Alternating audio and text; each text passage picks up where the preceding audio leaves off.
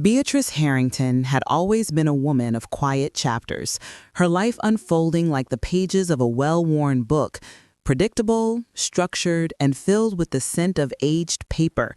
At 75, she lived in a modest two-bedroom apartment in Chicago's Lincoln Park, surrounded by towering bookshelves that sagged under the weight of classics, thrillers, and obscure literary gems. The walls were adorned with faded photographs, her late husband Edward smiling from a frame on the mantel, a young Beatrice at her college graduation, and scattered snapshots of family gatherings where she was always in the background, a supporting character in someone else's story. But beneath this unassuming facade lay a secret that had shaped her existence for decades, a secret that was about to rewrite everything. It all began in the summer of 1975, when Beatrice was 25 and working as an assistant librarian at the Chicago Public Library's main branch. The city was alive with the hum of disco music and the aftermath of Watergate, but Beatrice's world was quieter, confined to the stacks of books she curated. She had married Edward 2 years earlier, a steady accountant who loved her for her intellect and gentle spirit. Edward encouraged her hobbies, but it was Beatrice who harbored a burning passion for writing. Late at night, after Edward had gone to bed, she would sit at their small kitchen table, pecking away at an old typewriter. Her first novel, Shadows in the Stacks, was a cozy mystery about a librarian who uncovers a murder hidden in the library's rare books collection. The plot was intricate with red herrings and a twist ending that even Beatrice hadn't seen coming until the final draft. Submitting the manuscript was terrifying. She sent it to publishers under a pseudonym, Evelyn Noir, to shield herself from rejection or, worse, judgment from her conservative family. Her parents, long gone now, had always viewed creative pursuits as frivolous. Books are for reading, not dreaming, her father used to say. But one small press in New York took a chance. The book was published in 1978, and to Beatrice's astonishment, it became a sleeper hit.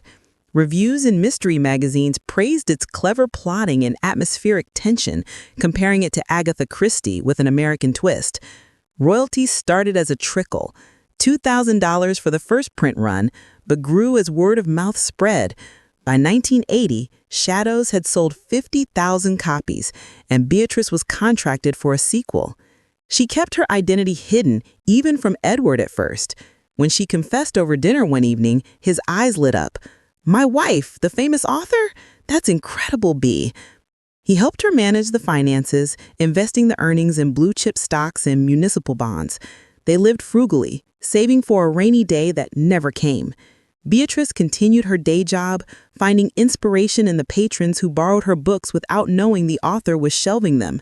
Over the next 2 decades, Evelyn Noir produced a dozen novels, Whispers from the Archive, The Forgotten Codex, Echoes in the Card Catalog, and more. Each one climbed bestseller lists, optioned for movies that never materialized, translated into French, German, and Japanese. By the time Edward died of pancreatic cancer in 2005, Beatrice's net worth had ballooned to $400,000, all tucked away in anonymous accounts. Edward's death left a void that writing couldn't fully fill. Beatrice retired from the library in 2010 at 60, claiming she wanted a quiet life. But the royalties kept coming, $50,000 a year on average from backlist sales and new editions. She poured her grief into 3 more novels, pushing her fortune past $700,000. With no children of her own, Beatrice turned her generosity to her niece, Sophia. Sophia was the daughter of Beatrice's younger brother, Thomas, who had died in a car accident in 2000 when Sophia was just 17. Thomas's wife had passed years earlier from complications during childbirth, leaving Sophia orphaned and adrift. Beatrice stepped in as a guardian figure, though Sophia lived with a distant cousin. Beatrice's first anonymous gift was a scholarship for Sophia's senior year of high school, covering tuition at a private academy in the suburbs. Sophia excelled, earning a spot at Northwestern University. Beatrice funded the entire 4 years, $120,000 in tuition, books, and living expenses through a trust labeled as Family Estate Funds. Sophia graduated in 2005 with a degree in business, never questioning the source. "It's from some old relative," she'd say with a shrug. Sophia's life blossomed. She met Ryan in college, a charming real estate major with big dreams. Their wedding in 2010 was a lavish affair at a lakeside venue in Michigan. White tents, a string quartet, and a fireworks display over the water. Beatrice attended as the eccentric aunt, sitting in the back row, but she had wired $50,000 to cover half the costs. "It's too much," Sophia had protested weakly when a mysterious check arrived, but she cashed it anyway. The honeymoon in Hawaii? Another $10,000 from Beatrice's pocket. The twins, Emma and Ethan, arrived in 2012. Beatrice became the unofficial babysitter, driving across town several times a week to watch them while Sophia built her marketing firm. She read them stories from her own books, chuckling internally as the kids begged for more Evelyn Noir adventures.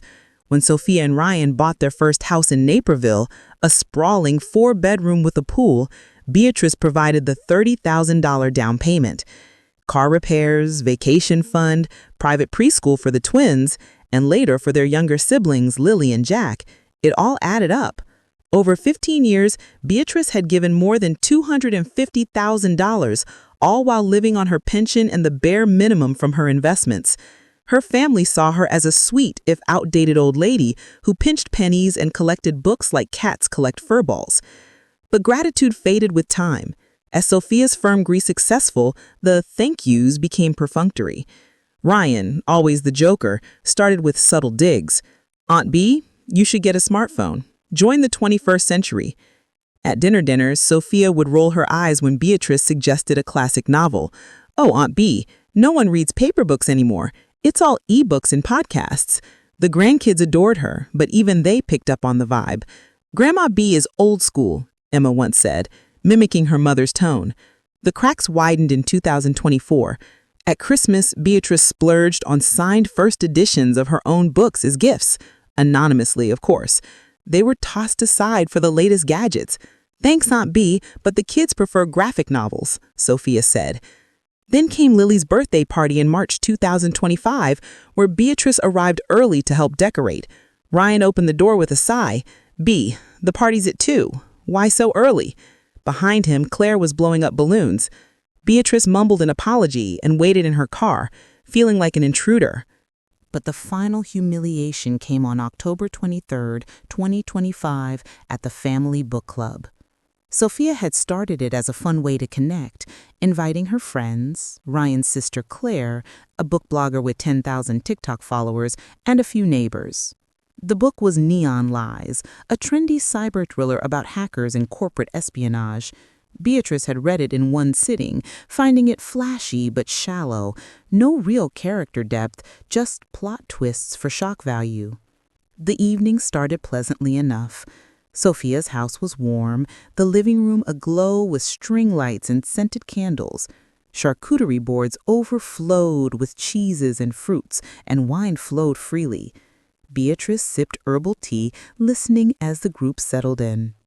"So, what do we think of Neon Lies?" Sophia asked, her voice bubbly from her second glass of Pinot. Claire jumped in.